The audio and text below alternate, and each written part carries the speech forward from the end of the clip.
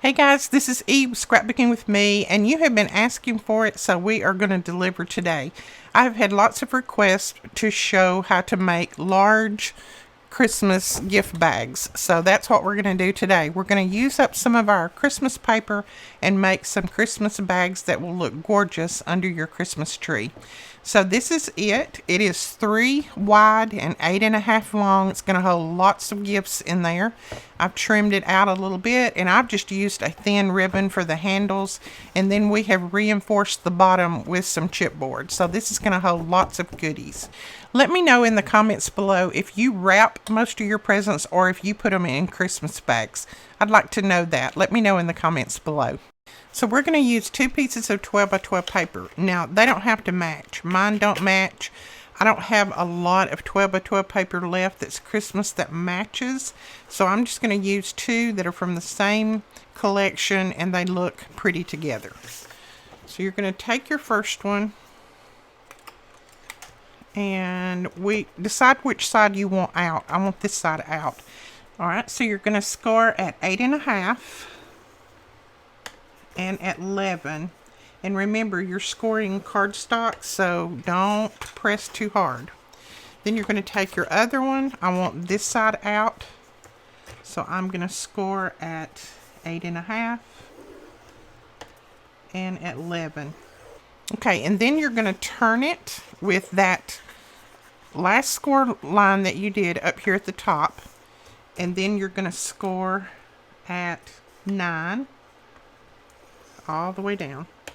So let's try that again. 8.5 and 11. Turn it to the left, 1 turn, and score at 9. And you're going to do both pieces this way.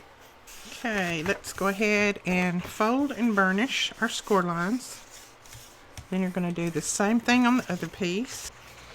Okay, so here is your last score mark right here. That's where we scored at 11. And you've got this little piece down here at the bottom. We're going to cut that away. If I can see my score line, there it is. So cut that away and just give a little bit of a wedge right there. Just cut that at a little bit of an angle. And then go ahead and cut up on this one. Just straight up on that score line. And then you're going to do the same thing over here. We're going to cut that away.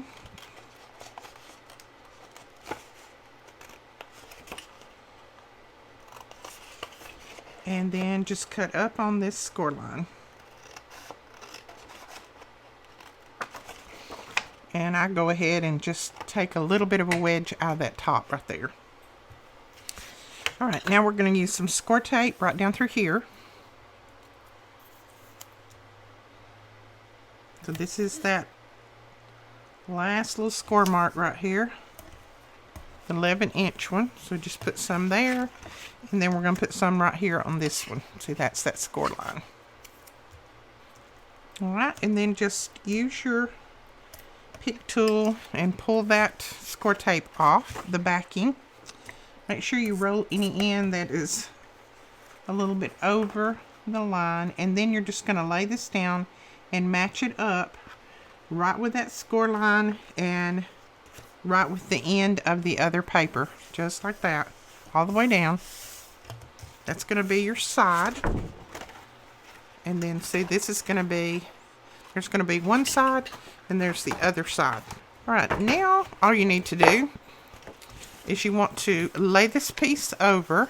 And this is a little bit big for me to get it all in frame for you here. I should have backed my camera out some, but I didn't. So we're going to work with it. Take the backing off of that score tape, and then you're just going to lay this piece down, making sure that you match up those score lines and match up that end right there. Just like that.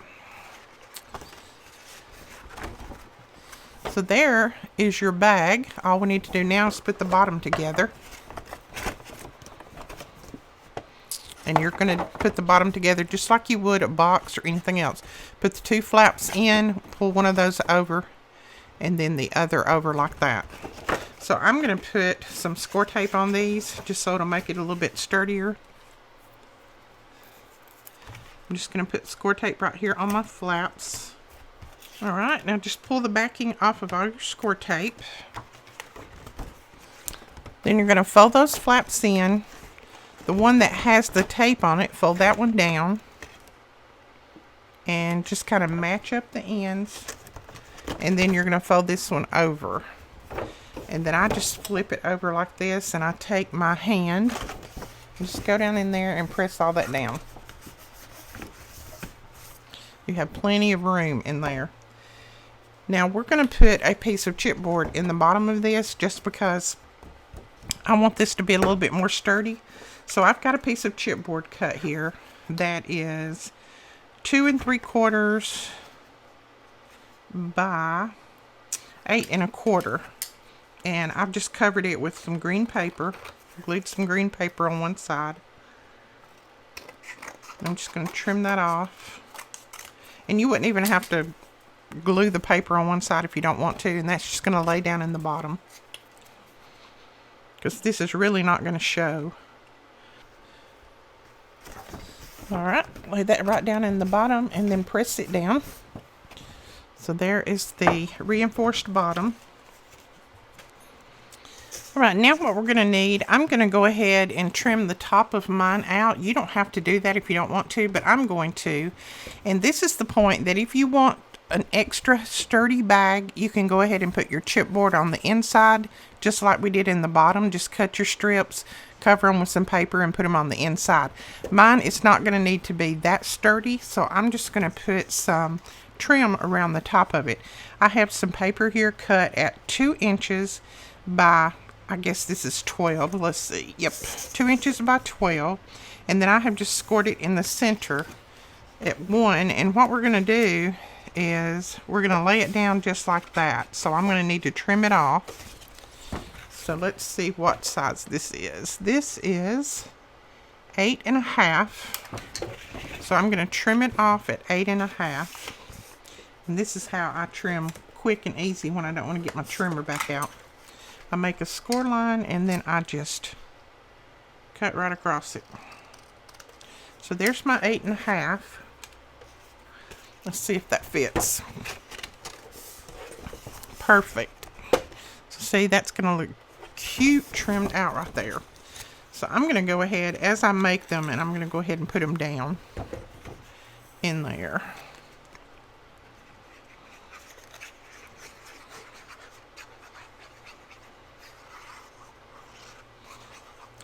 So you're going to need glue on both sides.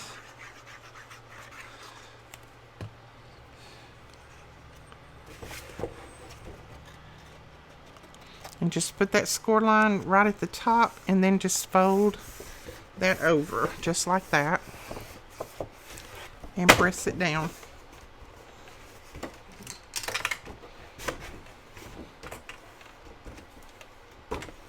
There we go. So doesn't that make it look prettier? It makes it look so much more finished. Now the piece that we cut off, that's going to be almost just right for the side. So let's go ahead and measure that. That's 3 inches exactly. So I'm going to put that up there. 3. And then I'm just trimming that off. So this one we know we need to cut it at 8 1/2.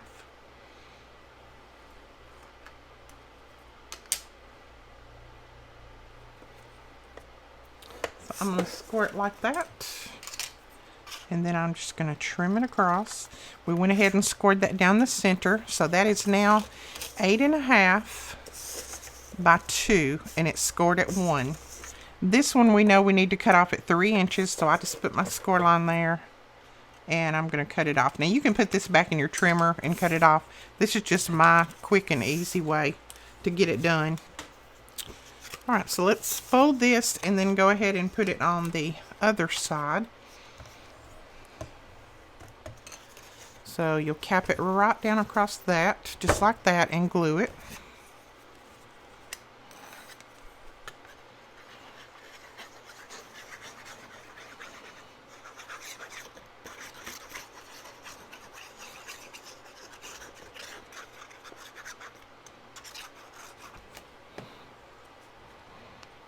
So making sure your score line is flush up with the bag, the end of the bag. And it's flush on both ends. You're just going to press that down. I like to flip it over and take my bone folder and give it a good press. Just like that. And that makes your bag a lot sturdier just by doing that. And then we're going to put these on the end. So that's what they'll look like. Now, there you go. Isn't that cute?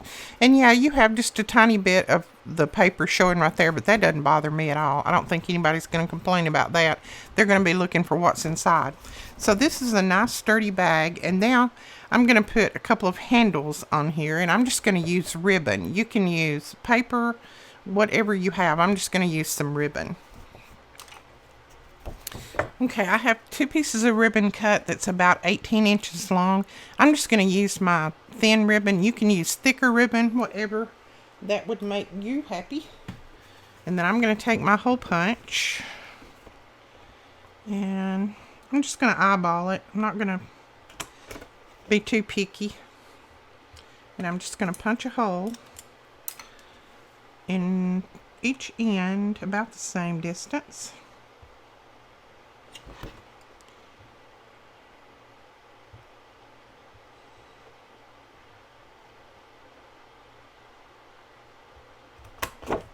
There we go, and then I'll flip it over and do the same thing over here. And I can kind of look where I have that hole below, kind of eyeball it, get it close. Doesn't have to be perfect. We're on a crunch for time, so perfection is out the window. Alright, now you just want to feed your ribbon through there, and then I just tie a few knots on the inside of it. You could do it different ways if you want to, but this is the quick and easy way that I like to do it. Just tie enough of a knot that it's not going to slide through, and then just bring your ribbon over and do the same thing on the other side. See, that is your handle. Isn't that cute? I think that's cute. And then we're going to put the ribbon on this side, and this little bag will be finished unless you want to do some embellishing on it. And I think it's cute because it's got 2 different sides to it, but you know, that is up to you. If you've got a lot of Christmas paper that matches, then do both of them the same way, but I'm happy with this.